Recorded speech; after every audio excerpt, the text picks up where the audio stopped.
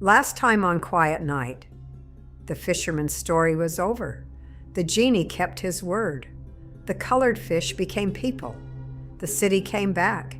The young king was free, and Scheherazade closed that chapter. Then she said to the Sultan, "There is a sailor.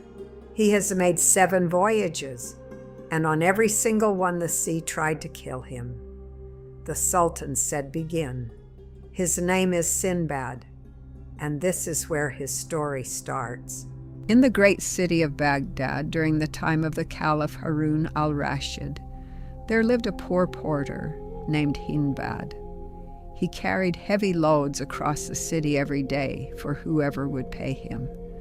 It was hard work, and the pay was small. On one very hot summer afternoon, he was halfway through a delivery, sweating under a load too heavy for the heat, when his legs gave out.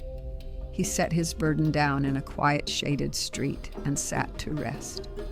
The street was a pleasant one. Cool air moved through it. From the open windows of a grand house nearby came the smell of rich food and the sound of fine music. Whoever lived there was living very well.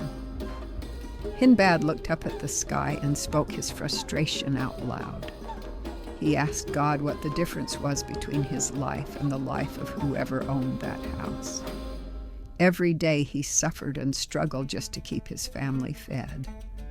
While someone in there was eating the best food in Baghdad and listening to music, he said it loudly. Someone heard him. A servant came out and told Hindbad that his master wanted to speak with him. Hindbad was worried. He thought he had caused offense. He tried to say he could not leave his load in the street. The servant told him it would be taken care of and asked him to come. He followed. He was taken through large rooms into a great hall, where a long table was laid with every kind of food, surrounded by well-dressed guests. At the head of the table sat a tall, dignified older man with a long white beard, a man whose face and bearing told you immediately that he had seen the world. This was Sindbad the Sailor. Sinbad welcomed Hindbad warmly. He sat him at his right hand and filled his plate himself. When the meal was winding down, he asked Hindbad his name and what he did for a living. Hindbad told him. Then Sinbad asked him gently to repeat what he had said out in the street. Hindbad turned red. He apologized and said it had been the heat and a bad day talking. Sinbad shook his head. "Do not apologize. I understand completely. But I think you have the wrong idea about me. You imagine I came by all this without difficulty or suffering. That could not be further from the truth. I only reached this comfortable life after years of danger that most men could not have survived. And since you are here, you will hear exactly how it happened." He turned to address the whole room. "My friends, tonight and over the coming days I will tell you the full truth of my 7 voyages. I think you will find it worth hearing." And with Hindbad settled at his side, Sindbad the Sailor began. Sinbad started his story not with glory, but with a mistake. He had inherited a good fortune from his parents, and as a young man, he spent it. Not on anything lasting, on pleasure and company and the feeling of having money to burn. By the time he woke up to what he was doing, most of it was gone. He looked at what was left and made a decision. He sold everything he still owned, pooled his money with a group of merchants, bought a share in a trading ship leaving from the port of Basra, and set sail. He was seasick at first. Then he found his sea legs, and from that point on, the ocean never bothered him again. They moved from island to island, buying and selling. The voyage was going well. Then the wind died. They found themselves sitting still in the water, next to what looked like a small island, low and flat, green with grass, like a meadow that had grown up just above the water's surface. The captain gave permission to go ashore and stretch their legs. Sinbad went. They wandered around, gathered wood, lit a fire, and sat down to eat a meal. It was a good afternoon. Then the ground moved, not like an earthquake, like something waking up, a slow, deep shudder beneath their feet. From the ship, the crew began screaming at them to get back on board. Right now, leave everything, get back on board. What they had been sitting on was not an island. It was the back of an enormous whale, so old and so large that soil had gathered on it over the years, and grass had taken root. The whale had been sleeping on the surface for a very long time. The heat from their fire had woken it up. It dove. Those nearest the rowing boat threw themselves in and were pulled to the ship. Others jumped directly into the sea and were hauled aboard. But the whale went down so fast that Sinbad had no time to reach anyone. He grabbed the only thing within his reach, a piece of the firewood they had brought ashore, and held on as the ocean came up over where the island had been. The ship did not wait.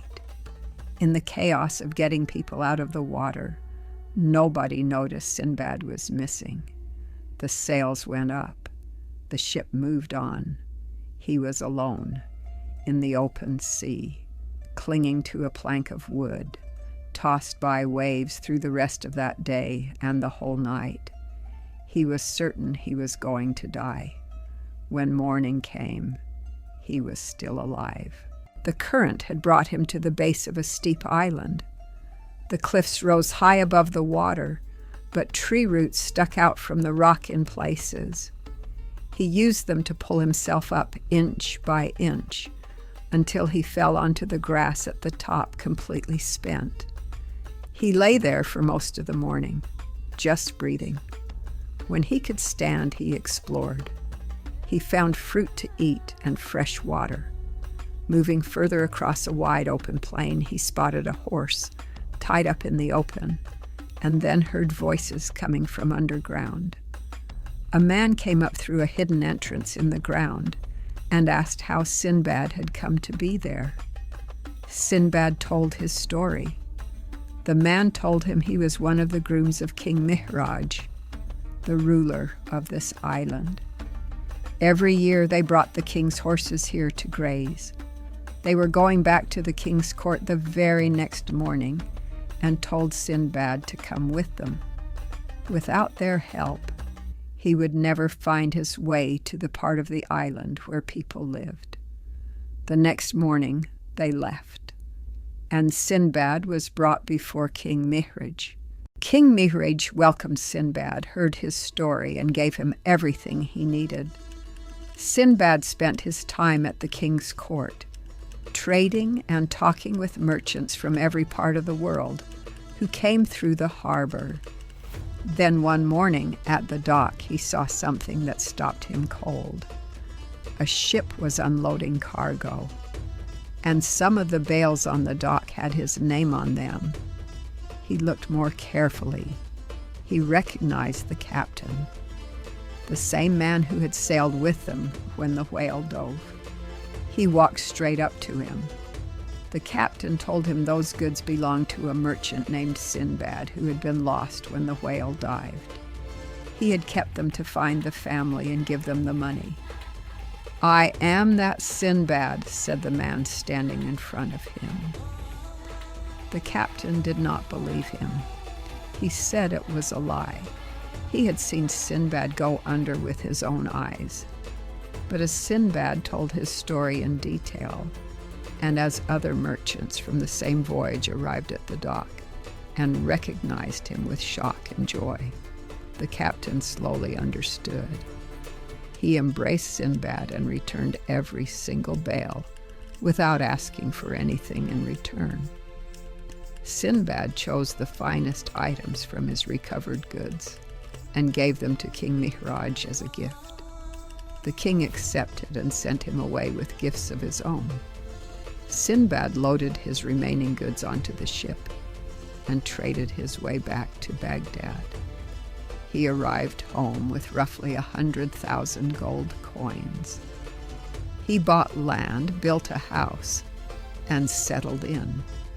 He told himself this time he would stay. Sinbad stopped speaking. He looked at Hindbad. "That was the first voyage," he said. "I told myself it would be the last. The sea had nearly killed me, and I had been lucky enough to come home. But the quiet life lasted until it didn't." He smiled and refilled Hindbad's cup. "Come back tomorrow, and I will tell you about the second voyage, about a valley full of diamonds, and the only way out of it." Hindbad went home that night with 100 gold coins in his pocket, a gift from Sinbad for listening. And in the palace, Scheherazade paused. The Sultan lay in the dark. He was thinking about a young man clinging to a piece of wood in the middle of the ocean while the sea moved around him. He was thinking about a whale that had been sleeping so long that grass grew on its back. He did not reach for the blade. Dawn came, and Scheherazade was still alive,